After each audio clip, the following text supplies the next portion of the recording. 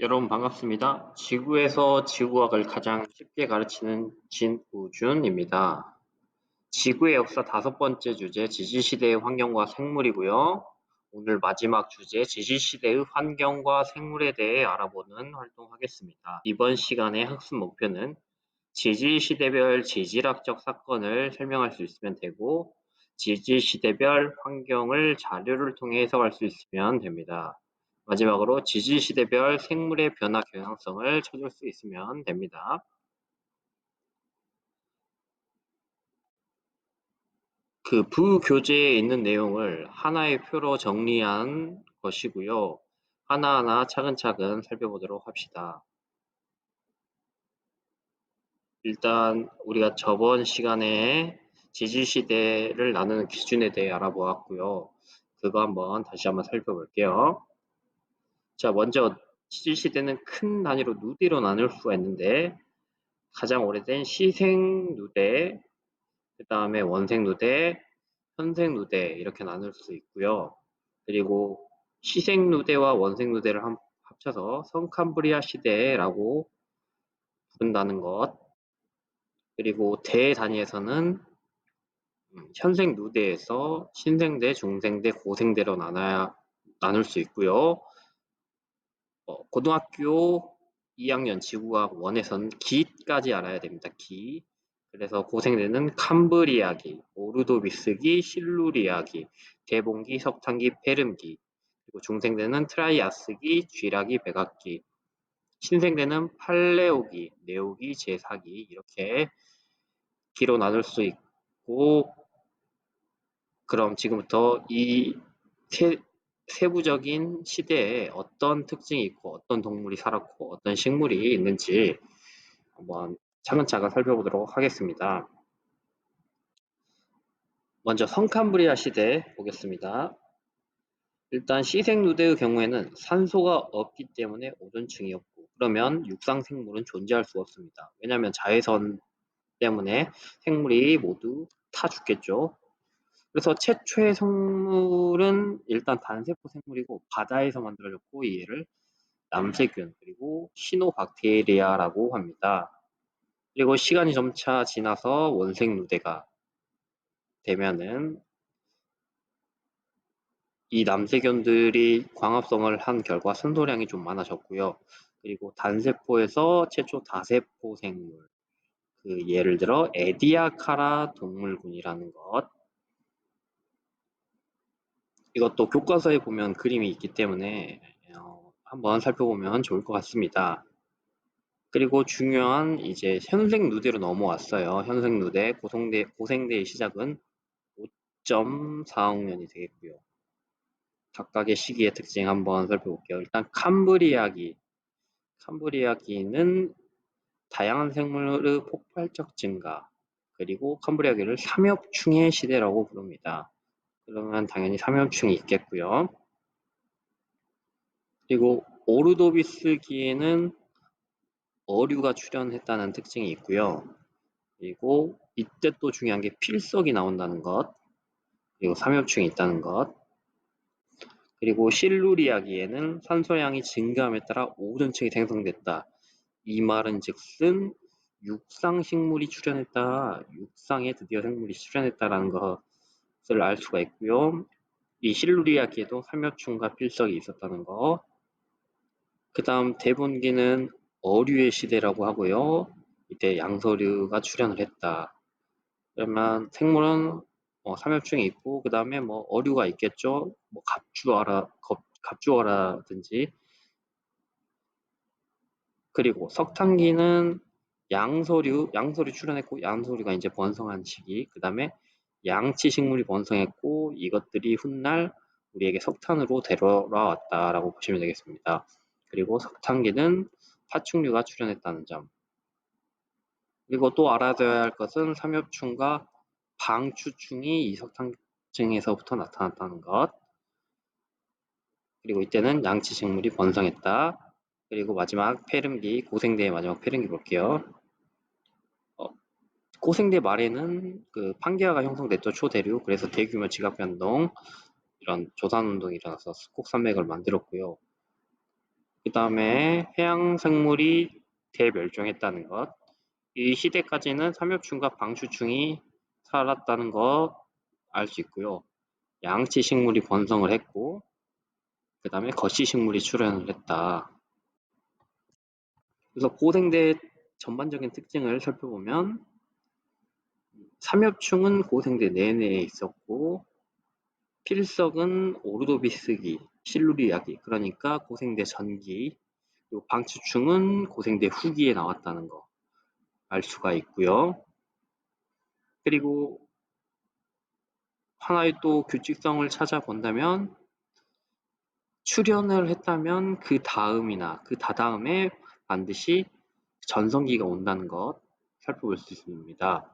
예를 들어 석탄기 그 경우에는 파충류가 출현하면 이제 중생대 때 파충류의 시대가 되는 거죠. 그런 것처럼 이 표를 그냥 외우는 것이 아니라 어떤 규칙성을 한번 찾아보면서 살펴보는 게 도움이 되지 않을까 이렇게 생각을 합니다. 이렇게 고생대에 대해 알아봤고요. 그 다음 중생대 알아봅시다. 중생대는 2.5억 년을 기준으로 나누면 되고요. 먼저 트라이 아이스기를 보면 판게아가 분리되기 시작했다는 것, 초대륙이 고생대 말에 만들어지고 중생대 초에 분리되기 시작했다는 것, 그리고 파충류가 번성했다.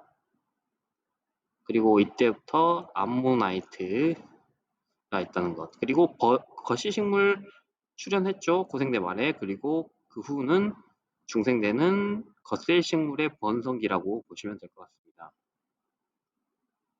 그리고 쥐락에는 공룡의 시대가 되겠죠. 이때 또 최초의 시조새 출현, 조류가 출현했다는 것. 그래서 암모나이트, 공룡, 시조새 이렇게 볼 수가 있고요. 백악기에는 이제 멸종을 하게 되죠. 이제 새로운 신생대가 나가기 때문에 공룡, 암모나이트가 멸종을 하고요. 그다음에 대서양과 인도양이 형성됐다 보시면 되고, 이 시기까지는 암모나이트와 공룡이 살았다. 그리고 또 중요한 거는 속시식물이 출현했다는 점과 그 후 신생대에는 이제 속시식물의 시대, 번성을 맛볼 수가 있습니다. 그래서 신생대, 팔레르기, 네오기 이 두 개를 합쳐서 이제 포유류와 조류가 번성을 했고요. 그다음에 대서양, 인도양의 확장, 대륙판이 충돌해서 알프스와 히말라야 산맥을 만들었다는 것 특징을 갖고 있고, 이때부터 이제 우리는 화폐석이 등장했다는 것, 시상화석 중에 화폐석, 그리고 식물에서는 속시식물이 번성했다 이렇게 볼 수 있고요. 마지막 4기에는 중요한 특징이 여러 차례의 빙하기와 간빙기가 반복됐다는 것 알 수 있고, 인류의 조상이 출현했다는 것 또 알 수 있습니다. 그리고 제4기의 시상화석으로는 네머드가 있다. 이 정도로 지질시대의 특징을 한번 살펴보았고요. 그러면 지질시대 기온분포를 또 한번 그래프를 통해 살펴보도록 하겠습니다. 먼저 캄브리아 시대를 보면 대체로 한랭했다는 걸 볼 수 있죠. 그리고 성캄브리아 말부터 온난한 시기가 찾아오다가 고생대까지 이어지죠. 온난한 시기가. 그러다가 오르도비스기 실루리아기 한번 한랭한 시대가 오는데, 이때 갑자기 추워졌기 때문에 멸종이 한번 일어났는데, 이때 필석이 멸종됐다고 보시면 되겠죠. 그 후 이제 실루리아기 대봉기는 온난한 기후. 그래서 식물들이 육상 식물들이 잘 자랐다고 볼 수 있고, 그리고 석탄기, 페른기에 한번 한랭한 시기가 왔다는 것 살펴볼 수 있고요. 그리고 여기를 기준으로 이제 대륙이 이동함에 따라 환경이 변하면서 여러 생물들이 멸종했다고 보시면 되겠고요.